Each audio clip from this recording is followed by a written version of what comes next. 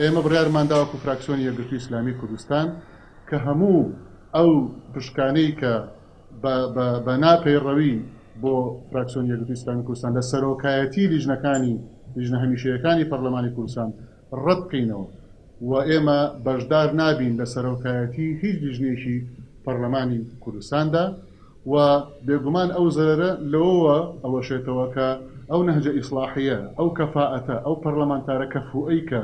لە فراکسیۆن یەکگرتووە ئەچووە سەرۆکایەتی ئەو لیژنانە دەرەنجام بە نەهجێکی ئیسلاحی پرۆفێشناڵ و میهەنی و بوێرانە دیفاع لە حقوقی خەڵکو و پرۆژەی چاکسازی و نەهجی ئیسلاحاتی بنەڕەتی لەم هەرێمی کوردستانەیە پەیڕەو ئەکرد ئەوە لەدەست ئەچێ نەک ئەوەی کە یەکگرتووی ئیسلامی کوردستان زەرەر بکا یا فراکسیۆنی یەکگرتوو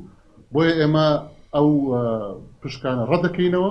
و فراکسیۆنی یەکگرتووی ئیسلامی کوردستان بە هیچ شێوەیەک ناچێتە سەرۆکایەتی هیچ لیژنەیەکەوە